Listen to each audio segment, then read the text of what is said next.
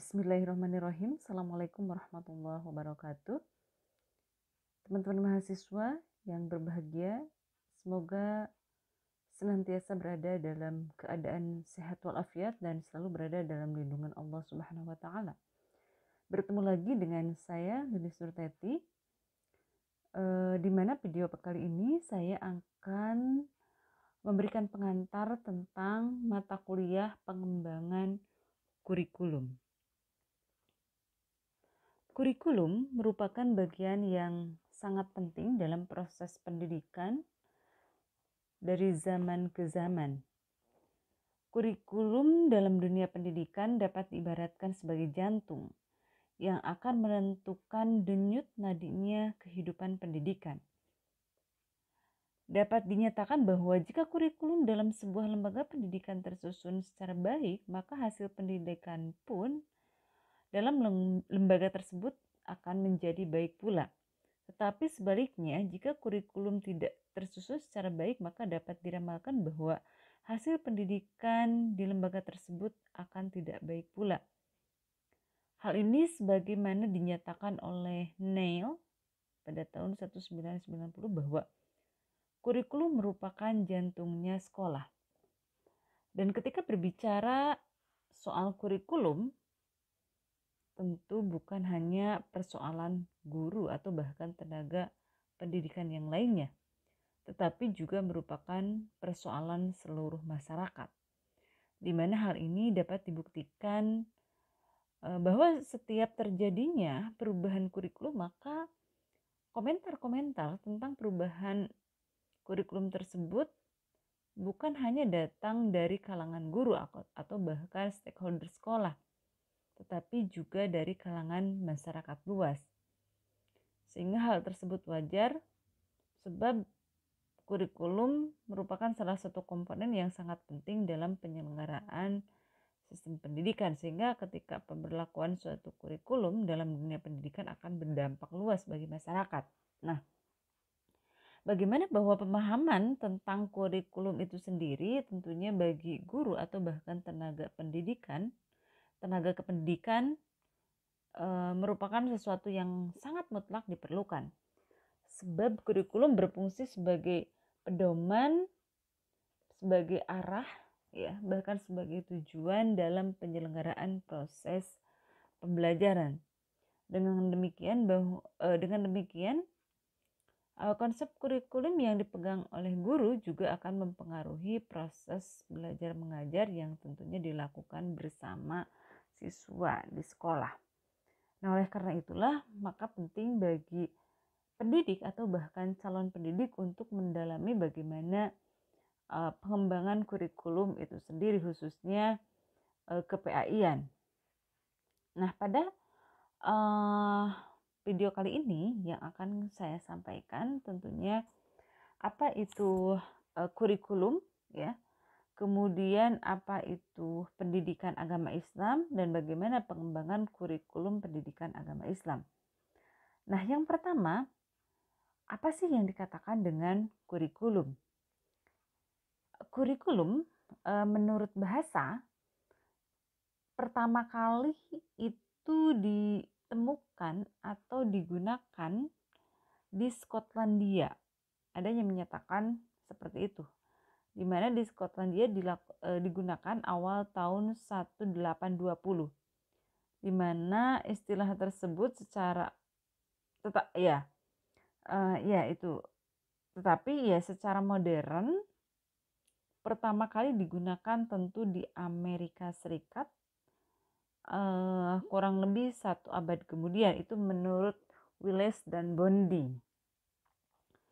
Tapi juga ada beberapa referensi yang menyatakan bahwa yang namanya kurikulum itu pertama kali digunakan pada dunia olahraga pada zaman Yunani kuno, yang mana itu berasal dari kata kurir dan kurere, yang mana pada waktu itu kurikulum diartikan sebagai jarak tempuh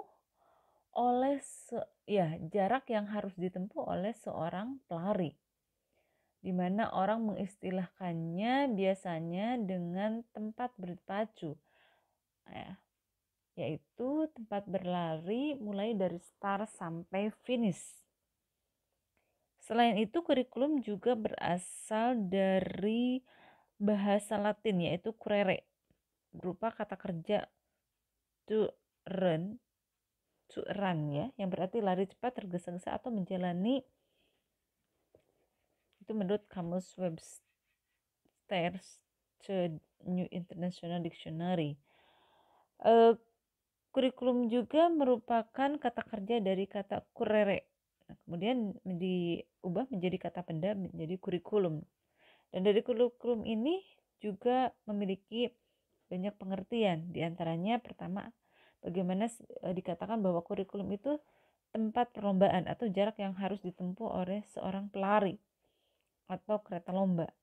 Kemudian kurikulum juga diartikan sebagai jalan untuk pendaki atau bahkan perlombaan. Kemudian ada juga yang menyatakan bahwa kurikulum merupakan perjalanan berupa pengalaman tanpa henti. Kemudian ada juga yang menyatakan bahwa kurikulum merupakan jarak yang harus ditempuh oleh seorang pelari. Dimana tadi hampir sama ya, dari mulai start sampai finish. Nah, itu secara etimologi atau bahasa.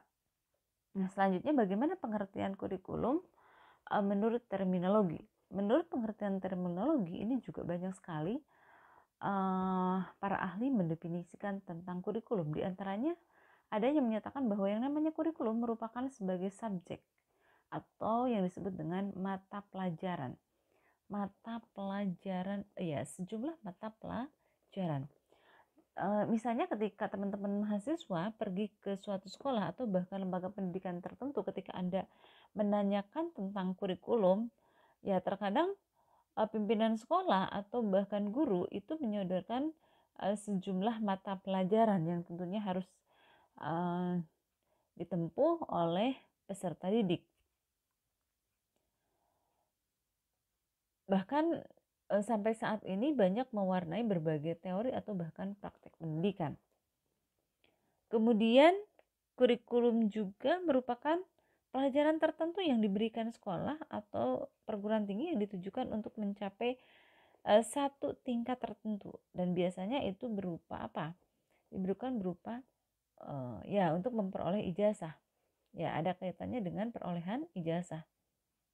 Di mana ijazah sendiri biasanya menggambarkan tentang kemampuan seseorang. Artinya apabila siswa telah berhasil mendapatkan ijazah, berarti dia telah menguasai pelajaran sesuai dengan kurikulum yang berlaku. Nah, itu. Selanjutnya, menurut Hilda Taba menyatakan bahwa yang namanya kurikulum merupakan lesson plan ya, atau dikatakan sebagai rencana belajar atau program belajar. Nah, berkaitan dengan hal tersebut, ya, kurikulum dikatakan sebagai suatu program atau bahkan rencana pembelajaran, ya, bahkan sampai berkembang sampai saat ini.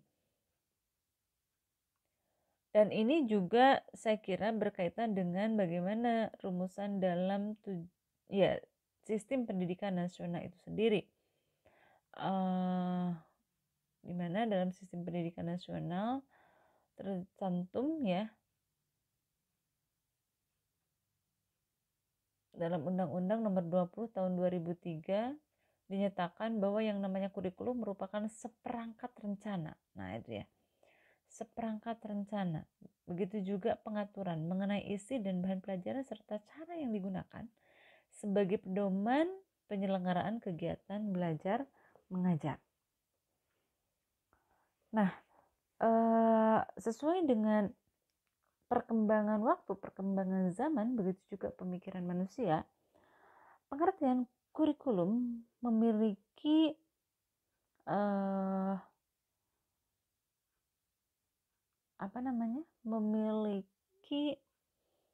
pergeseran tertentu atau perluasan tertentu. Di antaranya menurut William B. Ragan menyatakan bahwa yang namanya kurikulum merupakan all the experiences of the children for which the school accept responsibility. Ya. Nah, itu. bahwa yang namanya kurikulum itu dinyatakan sebagai keseluruhan pengalaman ya atau bahkan aktivitas belajar anak. Ya, seluruh aspek aktivitas, begitu juga pengalaman peserta didik yang berada di bawah tanggung jawab sekolah. Nah, itu.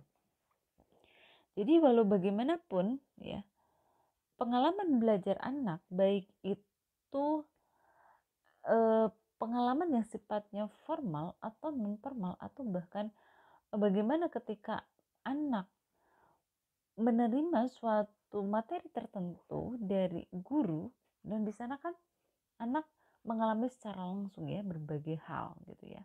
Nah, itu juga dikatakan sebagai kurikulum ya. Jadi ada pengalaman-pengalaman belajar yang tentunya dimiliki oleh anak.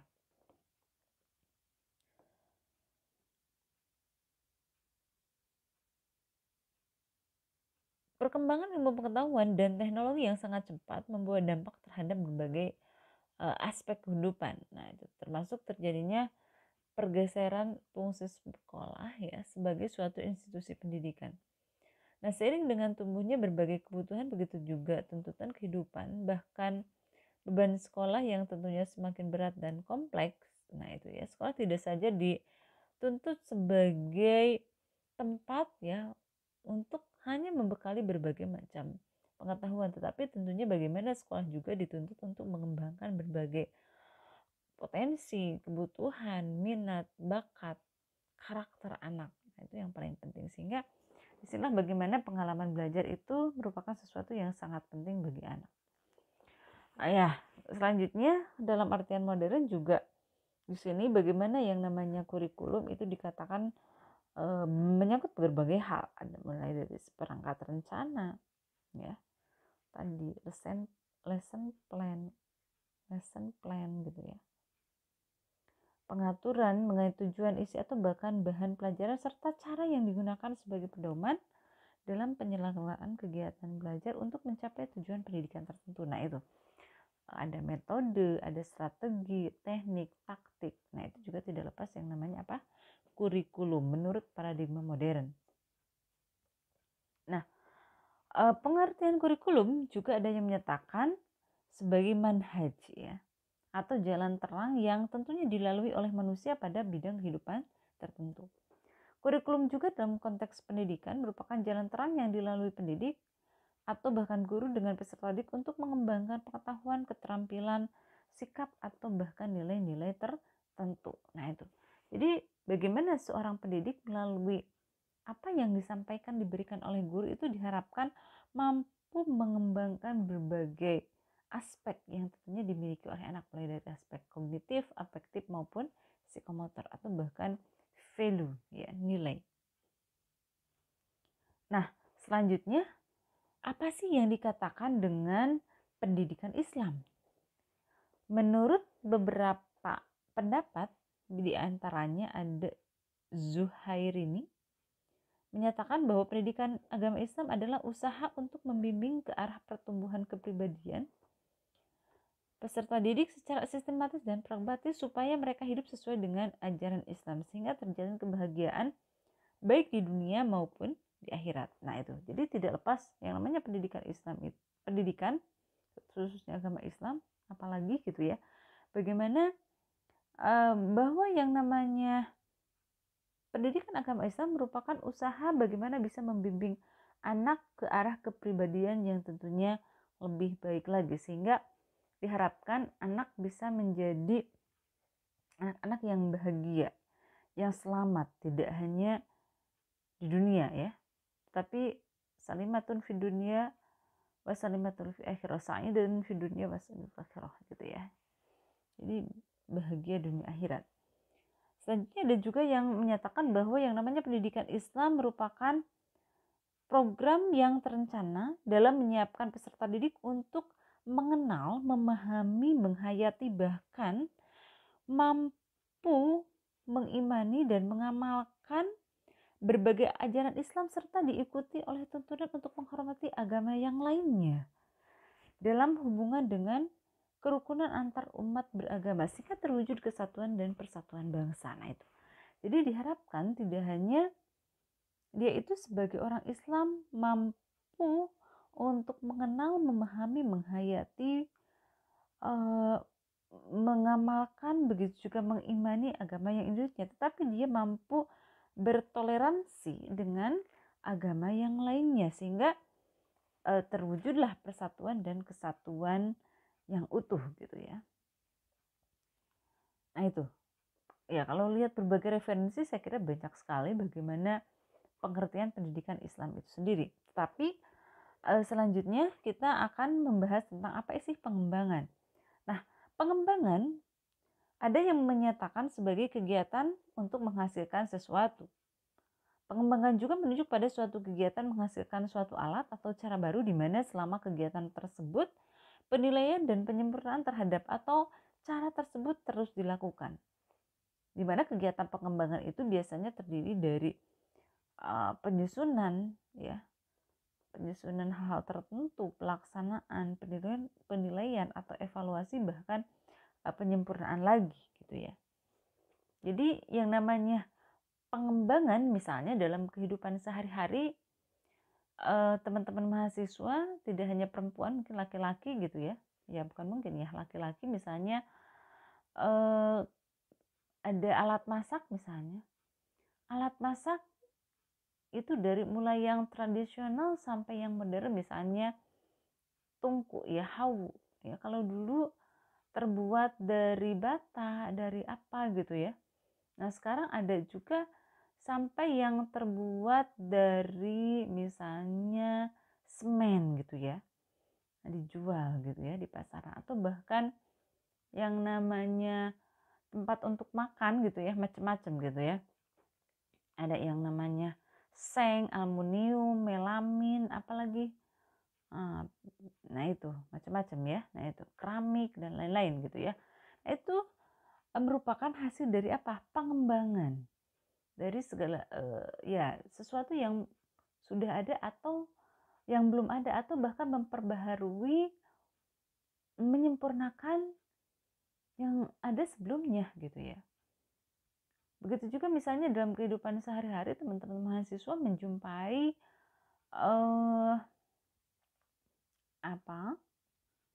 alat-alat tertentu misalnya, mulai dari HP ya, misalnya alat elektronik misalnya HP ataupun komputer dengan berbagai macamnya ya. Nah itu yang kita jumpai sekarang. Nah itu juga hasil dari pengembangan.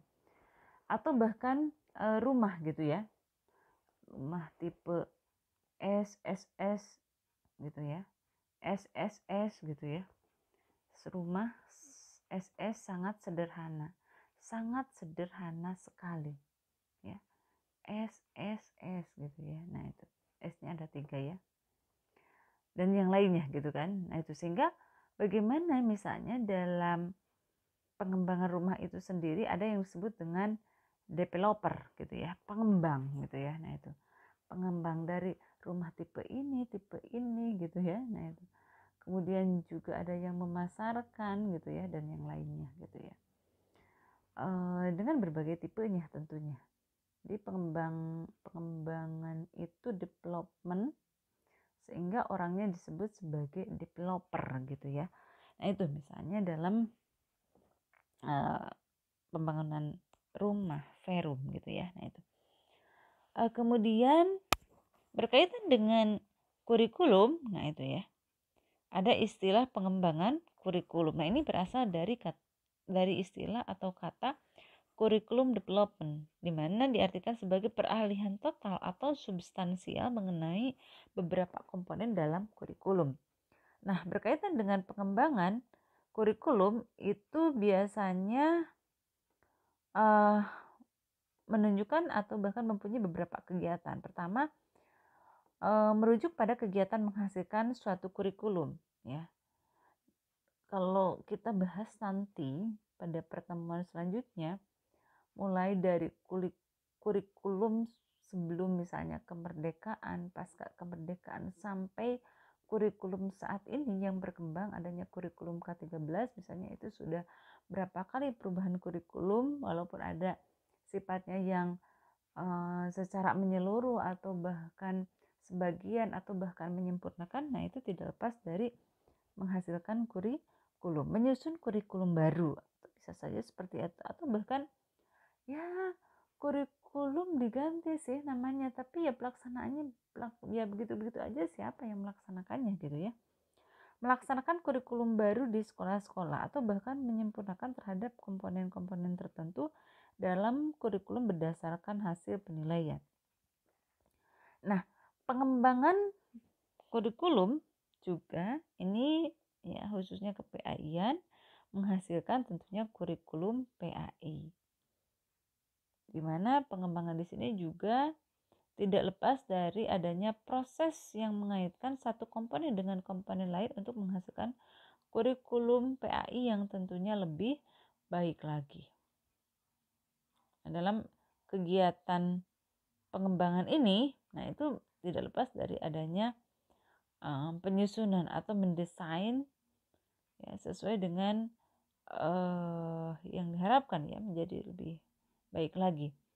Begitu juga tidak lepas dari pelaksanaan, penilaian atau bahkan penyempurnaan kembali kurikulum tersebut.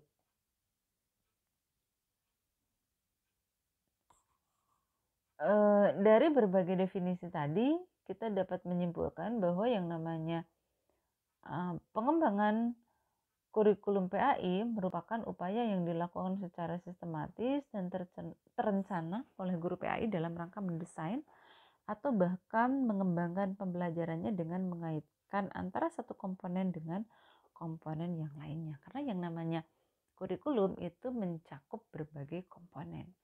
Mulai dari adanya istilah time diantaranya ya. Tapi banyak juga saya kira komponen-komponen yang lainnya. Time itu menyangkut T-nya tujuan, I-nya isi atau materi ajar atau materi yang disampaikan kepada anak ataupun bahan pelajaran. M-nya menyangkut metode juga banyak macamnya, ada strategi, ada model ya, ada juga teknik, taktik dan yang lainnya. Kemudian yang selanjutnya evaluasi. Nah, itu juga tidak lepas dari yang namanya komponen-komponen kurikulum. Nah, berkaitan dengan pengembangan kurikulum khususnya PAI yang tentunya dapat dilakukan oleh guru di sekolah, paling tidak meliputi ya. Pertama, pengembangan terhadap komponen inti atau kompetensi dasar melalui pengembangan tujuan atau bahkan indikator dalam pembelajaran PAI. Kemudian yang kedua, pengembangan juga dalam silabus materi khususnya PAI. Pengembangan materi atau bahan ajar PAI yang disesuaikan dengan tentunya latar belakang konteks ya, khususnya sosial budaya atau bahkan kebutuhan dari peserta didik. Kemudian juga pengembangan dalam hal pendekatan, model, teknik, taktik, bahkan sampai metode pembelajaran. Ada juga sumber belajar. Nah, itu ya. Media pembelajaran. Nah, itu berbagai komponen dalam kurikulum yang tentunya itu harus dikembangkan khususnya oleh guru PAI. Itu tadi ya, berbagai komponen dalam kurikulum PAI ya, paling tidak secara garis besar ada 4, walaupun dari sana juga saya kira banyak juga macamnya ya. Nah, saya kira untuk pertemuan kali ini sebagai pengantar perkuliahan pengembangan kurikulum, saya kira cukup sekian. Semoga bermanfaat ya apa yang sudah dibahas kali ini.